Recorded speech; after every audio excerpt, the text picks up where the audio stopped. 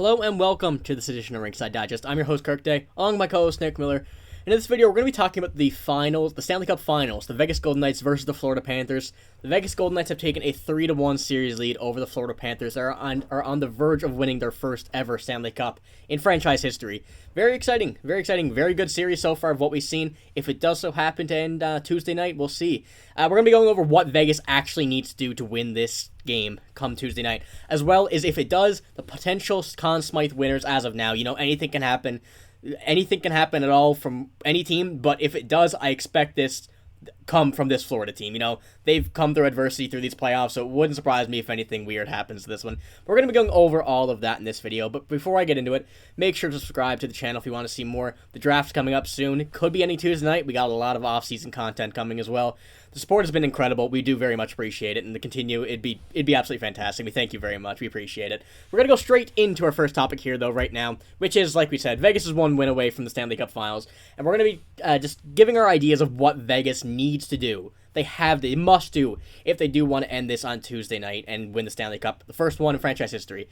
Just to keep it pretty simple, they got to keep doing what they're doing because they've been playing absolutely fantastic. But we're going to go a bit in depth to what they need to do. Nick, you got some ideas as well. Just holler out, cut me off if you got to.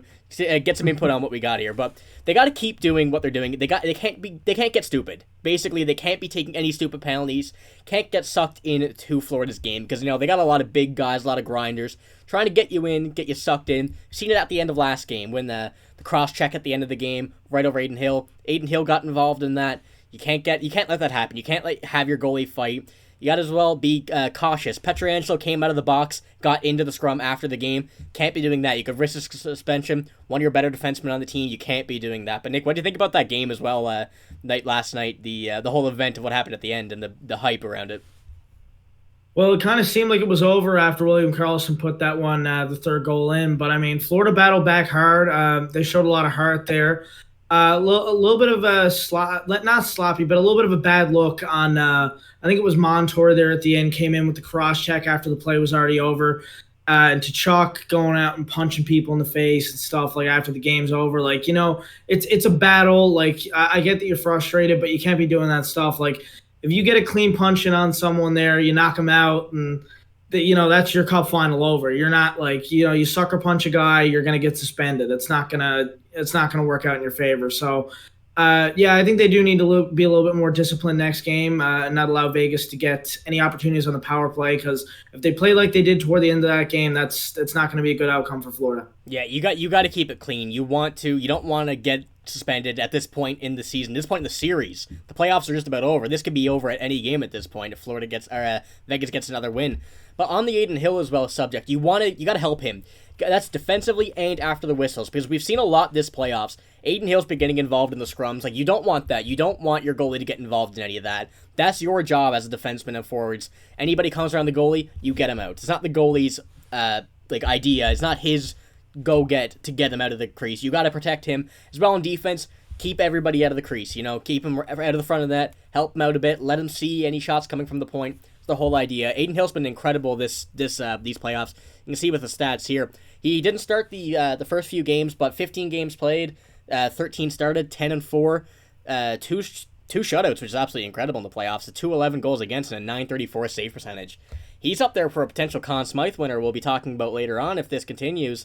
He's been one of the reasons that Vegas have gotten in this playoffs. We've seen the offensive pressure from Dallas. It's pretty big game coming from a goalie who probably nobody would have thought was a Stanley Cup final winning goalie if does so happen to come out.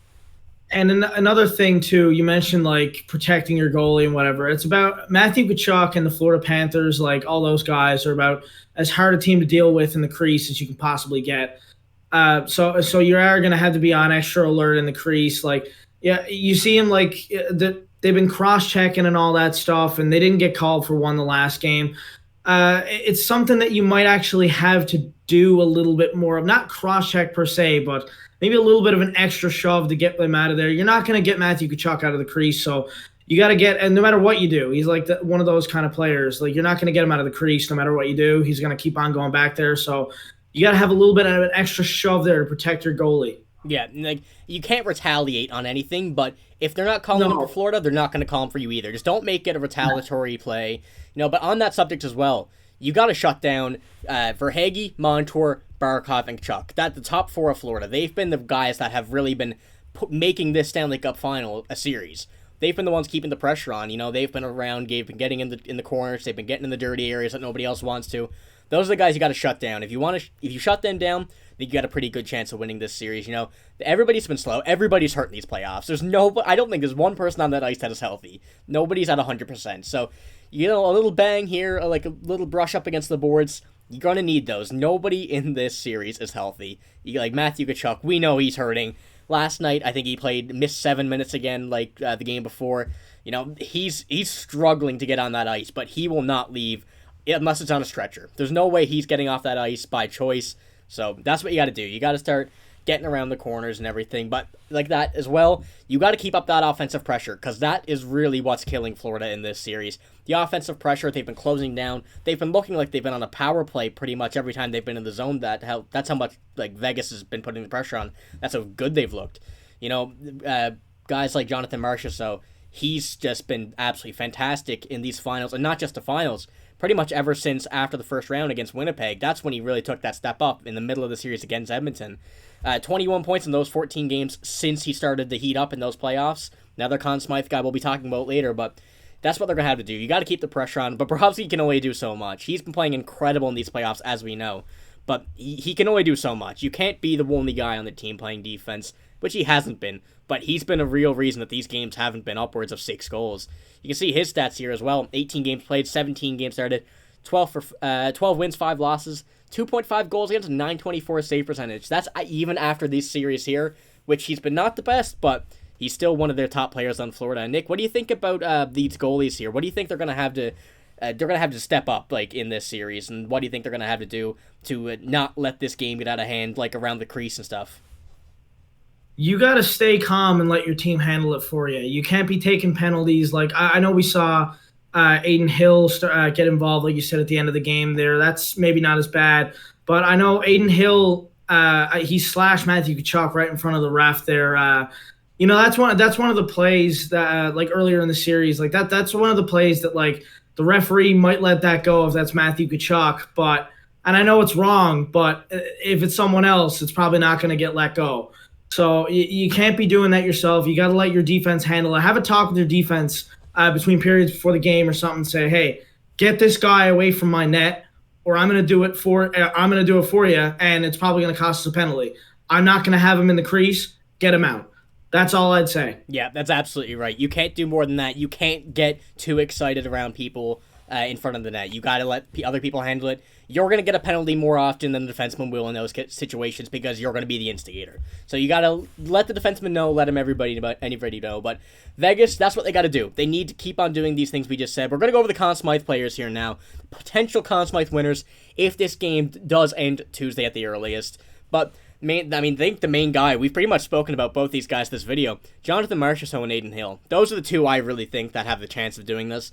Florida, we'll talk about that if the series gets a bit closer, but right now, this is Vegas' series to lose. They've been dominating this series. Florida really hasn't been the Florida team we've seen the rest of these playoffs in this series, but Jonathan Marchessault, like I just said, the 21 points in 14 games since he really got out of that cold streak at the beginning of the playoffs against the first few games against Edmonton as well as Winnipeg, to 21 points in 14 games. You can see some of his game stats here. This, for example, like May 14th and May 12th there, 6 points in 2 games against Edmonton, a hat trick and then 3 assists.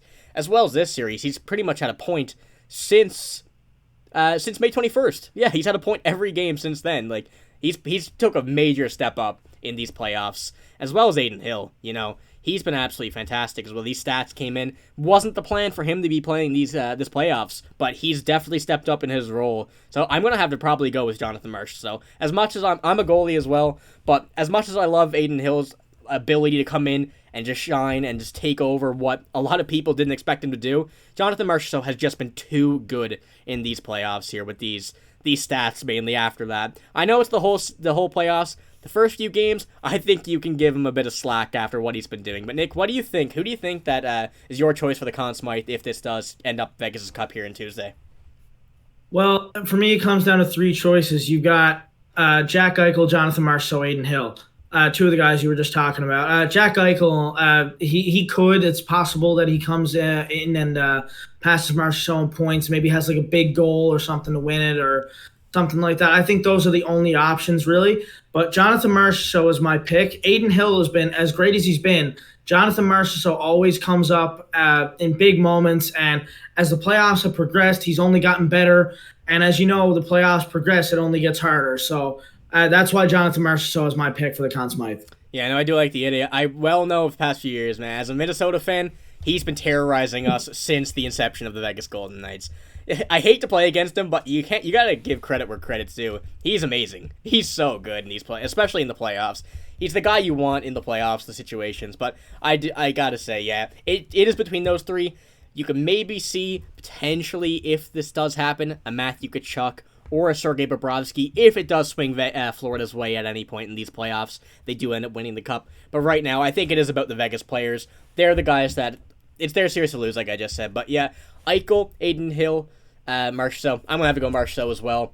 I think that's the clear-cut one right now, and then you have Adin Hill and Jack Eichel trailing behind. But you never know. It could all change next game. Maybe Jack Eichel comes out and gets a hat trick here, and then just sets the series. But I'm going to say Jonathan Marchessault as well. That's all we got for this video. If you liked it, make sure to give it a like, and also make sure to subscribe like I said at the beginning of the video. Just want to thank you again for all the support on this channel, man. We're almost at 300 subscribers here. Kind of crazy how fast we've grown. Do really appreciate it, and I hope you liked the video. Thank you for watching, and see you later.